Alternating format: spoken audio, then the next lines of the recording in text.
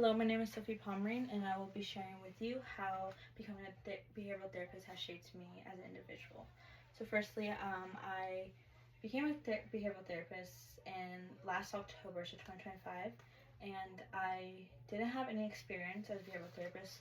So, if you don't know what a behavioral therapist is, it's in the name. You basically work with a child with autism, and you work on their behaviors, and you have either a home setting or a school setting.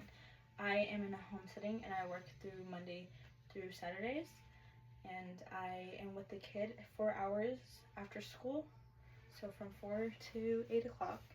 And it's definitely quite an experience, especially coming into this job with no prior training or experience. The only experience I've had was volunteer work in high school with children at an elementary, and my summer job that I had as working as a cabin leader at a camp. So coming to this was definitely really hard, especially with no experience and no training. So starting off with this job, I definitely was very scared, and I am the oldest, so um, I guess I already had responsibilities, but this has like brought on a whole bunch of new responsibilities, especially working in someone's home.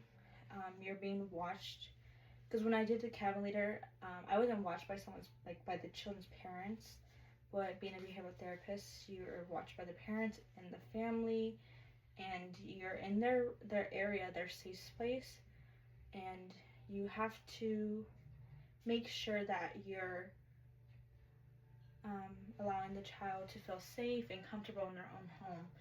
So coming into this was definitely very hard, um, but I had a lot of help and from my supervisor and the child. My client, I have one client. He has definitely is a handful. I never got to work with a child quite like him, and he is wonderful. He's just a little light, but um, at first he was very standoffish, as all children are when someone's new and coming into, especially into our home, and then going on. He was just just very calm. He listened and just kind of getting to call me Miss Sophie and not just by Sophie or him forgetting my name, and just trying to get a little bit of his routine and how he is and how he interacts with his family and with cousins and just whoever comes into his presence. So it was working great. And as we get on to me getting to know him, he's getting way more comfortable, and he's 12 now. He starts having attitude, and he's just like giving it, like, just kind of arguing with me and just testing my patience.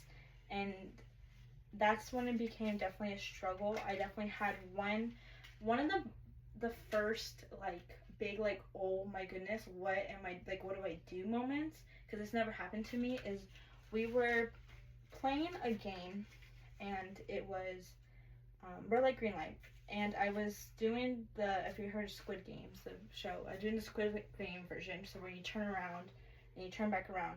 So when I was turning and doing like red light or green light, and he came up and smacked me on my behind. And I was like, oh my gosh, what do I do? I was like, no, I don't think he did that. I think it was an accident.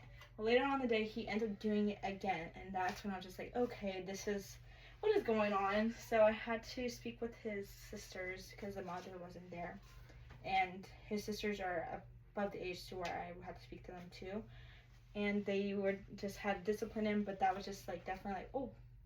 So I definitely had to learn with that, and making sure to keep I think because I was a little bit less so strict with him, he saw the opportunity, and he didn't really like, oh, I need to be careful, kind of like more, I can't do this. So I definitely, after that, I was like, okay, I've got to be more like on it, where he's just not feeling like he can do stuff like that, because we had a couple other stuff where I had to talk to the parents and get him to understand what's right and what's wrong. So I think it's definitely helped me grow to be more more stern with children. I think I was a little more like easy and let them get away with stuff when I ever work with children. And it's also helped me a lot. I think a lot of people will always say this, but patience with children. You have to have a lot of patience, and I definitely gained a lot of that. And I definitely gained a lot of more just understanding, especially with parents that have that type of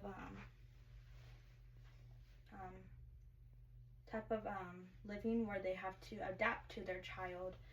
And I have a cousin that has autism, and I'm working with the client that I have has also helped me help my own cousin when I'm interacting with him, and I have more respect for these parents, and it was just, yeah, it's just been a really great experience, and it's helped me with patience and just being able to understand children more. And whenever I see children in public, and I start thinking about like, oh, I wonder what their parents are doing to help them, and I hope they're getting help. And I remember also had a child when I was a cab leader who had autism before I even worked with the client I have now, and it just like, it's more opening to see. It's like, oh wow, I probably could have done this better for them to help them out. So I'm going to be a cab leader again this summer, so I can't wait. And if I get other children like that, I'm a little more confident now in myself to be able to help out, and I'm able to understand better. And I also, yeah, just it's a great experience. So that's my life right now as a behavioral therapist, and every day is a struggle, but I grow from it each day, and I wouldn't take this back for the world. And I'm excited because I also get a little bit of a break from it this summer because I'm going to be doing another job, but I get to come back to my same client. Thankfully, I'm very grateful for that. So I can't wait to learn some more and have another year with him. So yeah, thank you for listening.